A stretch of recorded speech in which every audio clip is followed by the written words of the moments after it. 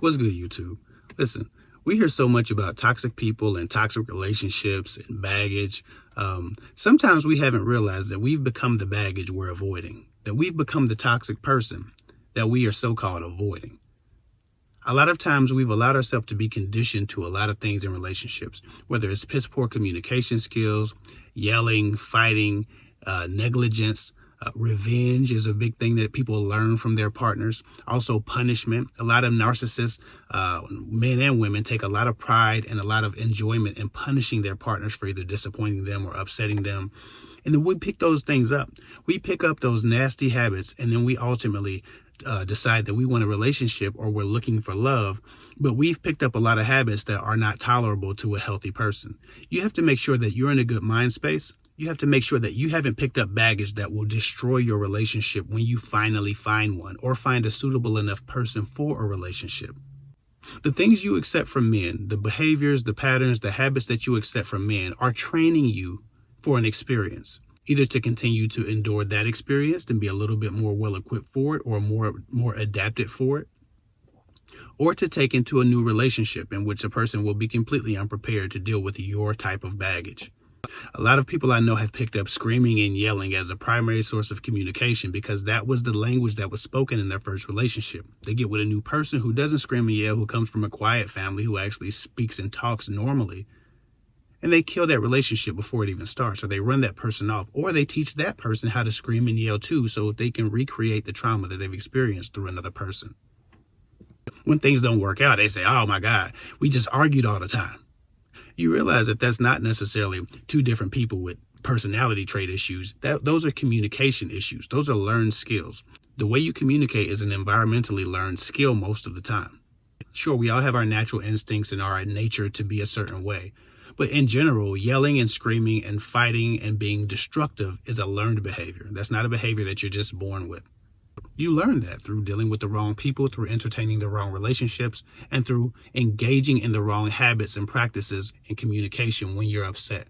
Most of the time, we learn it from someone. There's some example of it. Unfortunately enough, even in our media, we're learning to scream, yell, to fight, to destroy, to be toxic in our communications when we disagree with each other.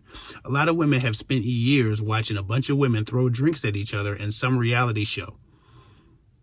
When they get into a relationship, when they finally find love, they've conditioned themselves to think that this might be an acceptable behavior to engage in if you're not in a good mood or if you're not having a good time. All of the fighting and the yelling from the drama-based TV programming we get. Sometimes you're not even programmed by your old relationships. You're programmed by the environment that you've chosen, or you're programmed by the entertainment that you've chosen.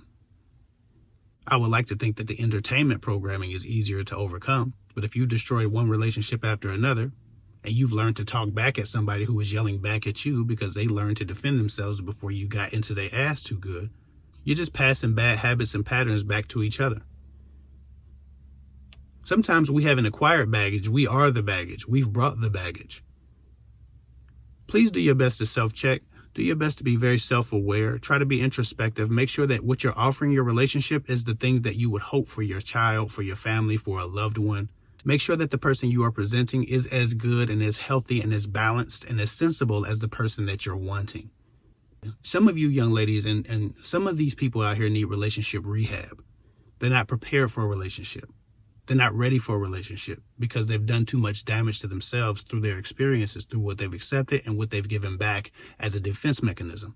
If you come from a relationship where you constantly have to defend yourself and you constantly have to yell and fight and scrap, you might need counseling before you start another relationship. Don't just jump back in and scare the hell out of somebody who isn't ready for that type of drama.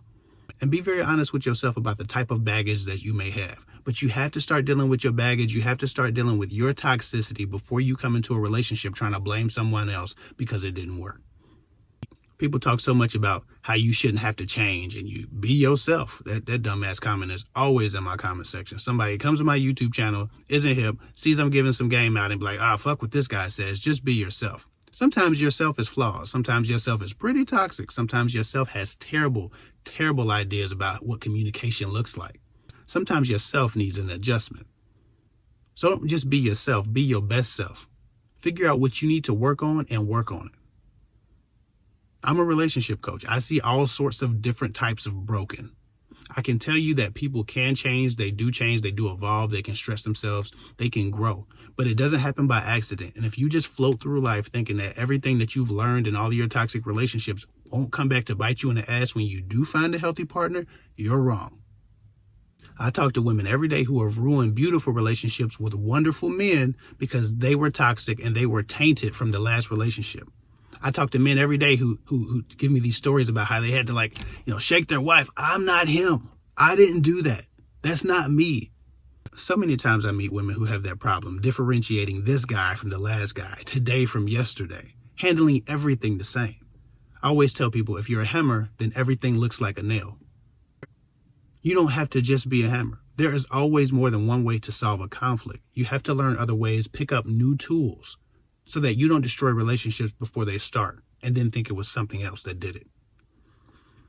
Too often women destroy relationships and just say, I guess love ain't for me. I F up everything. Evolution and growth is for everybody. And if you take part in that, and if you make that the priority, then yes, even you can be loved. As flawed as you might think you are, but you have to prioritize your evolution and your growth. You have to get on your journey to be your best self and also give that to a relationship. So if you got baggage, be honest with yourself about it and do something about it. Don't just sit on it. And don't just make accusations about what's wrong with everybody else in relationships.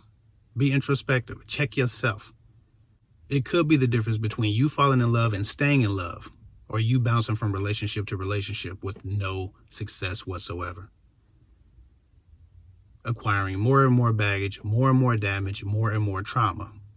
A lot of it will be self-induced because you refuse to grow and evolve and force that evolution. So again, just self-check. Make sure that you don't have baggage that you're bringing to a relationship that is damaging your partners. Just like you assess what they bring you, assess what you've brought them. Anyway, that's all I got for now. Follow me at KFIC24 on Instagram. I'll get with y'all later.